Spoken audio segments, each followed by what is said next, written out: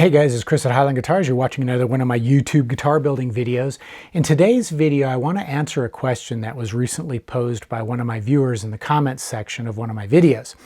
And what this viewer was asking was, does the radius of a fretboard as well as the height of the strings over the frets affect tone? Well, the quick answer to that is yes, it does. However, in order to understand how it affects tone, I need to set the stage first. So indulge me. Before I continue with this video, I want to encourage you to click that thumbs up button down below. And if you're new to the channel, I hope that by the end of the video, I'll have earned your subscription. And remember, making these videos takes time and effort, and time and effort means money. So if you would like to help support the channel financially, you can visit my eGuitar Plans web store. There's a link in the description below, or you can visit the Highline Guitars merch store, which is displayed below the description for this video. And there you can make purchases which will help support this channel financially, but you'll also be getting something in return.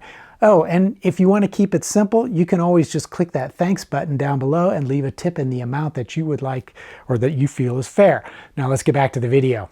Over the years, when I have talked about the tone in electric guitars, I have said over and over and over that the tone comes from the pickups in a solid body electric guitar. Of course, in acoustic guitar, it's a whole different story. But we're talking about solid body electrics. And that's where the tone comes from. It comes from the pickups. Now there are a number of factors that can affect the performance of the pickup and thereby affect the tone of the guitar. And I don't want to get into the physics of how pickups work and all that because it would take too long to do.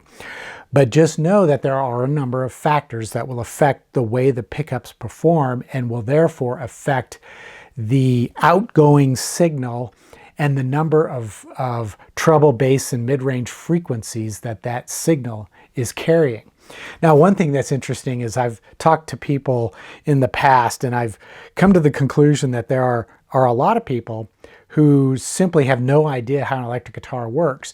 And what they think is that because the amplifier is plugged into the wall and that there's a cable running from the amplifier to the guitar, the amplifier is sending a signal to the guitar, which turns the pickups into a microphone. That's not the case. There's no electrical signal going into the guitar. Instead, the pickups are a signal generator. When you pluck the strings and the strings vibrate within the magnetic field of the pickups, the coils will produce an electrical signal which contains those different treble, bass, and mid-range frequencies. And it sends it through the electronics, out the cable, to the amplifier where the signal is amplified, and then it goes to the speaker, and the speaker converts the signal into sound that we can hear with our ears. So there are a lot of factors involved that affect the tone. And one of the factors, and in fact this is one of the factors that I consider to be one of the most important, is player technique. And you've heard people say that before.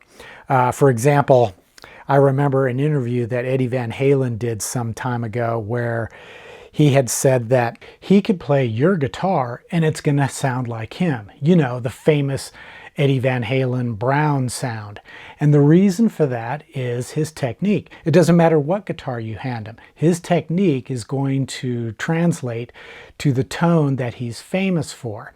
Whereas you could play his guitar and it's going to sound like you. So you can see, now that's somewhat of an exaggeration, I think, but he gets the point across. A lot of how a guitar or a guitarist sounds is based on their playing technique. Well, two of the factors that can affect technique is the radius of your fretboard and the height of the strings or the string action over the frets. So if you have a guitar that has a really flat radius, the way you play it is going to be a little bit different than if it had a really tight round radius. Same thing with string action. If the string action is really low, your technique is going to be a little bit different than if the string action was really high. And a lot of this has to do with what you have decided is comfortable to play. So yes, the radius and the string height affects tone. It just does so in a very indirect manner because it affects your playing technique, which has more of a direct impact on the tone of the guitar. Now, I know a lot of folks are going to say, well, can I choose a specific radius or a particular string height in order to dial in the tone that I'm after? That would be a fool's errand. There's no point in even attempting to do that. You select the radius and the string height because it suits the type of music you're playing and the style of your playing and your playing technique. You don't choose the radius and the string action in order to dial in the tone. For example, let's say you have a guitar that has the right radius and you like the string height, but you're not too keen on the tone of the guitar. Are you going to change the radius? Of course not. That's too much work. I mean, you have to pull all the frets and re-radius the fretboard, reinstall the fret. It would be a nightmare. Are you going to change the string height just to try to get that tone exactly where you want? No.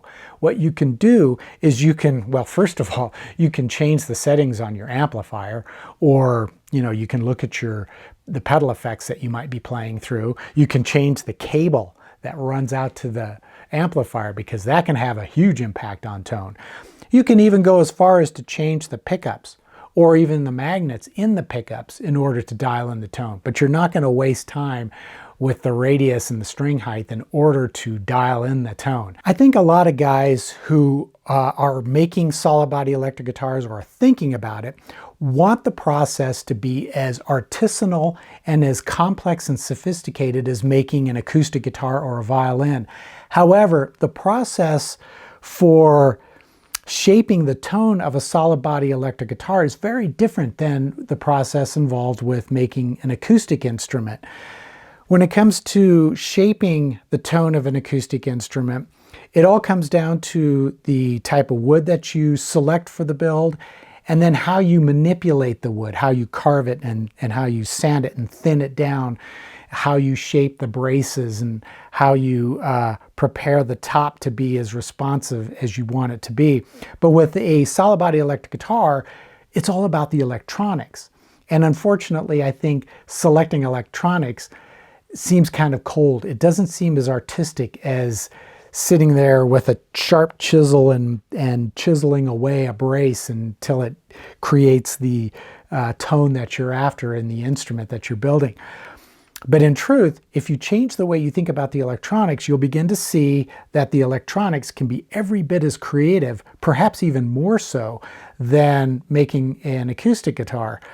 It all comes down to the coil wire, the magnets, the potentiometers, the values of your capacitors, the cable that goes out to the amplifier, the speaker, all that stuff can shape the tone. But also some of the factors that you may not have considered before, like the radius of the fretboard and how high the strings are off the fret wire.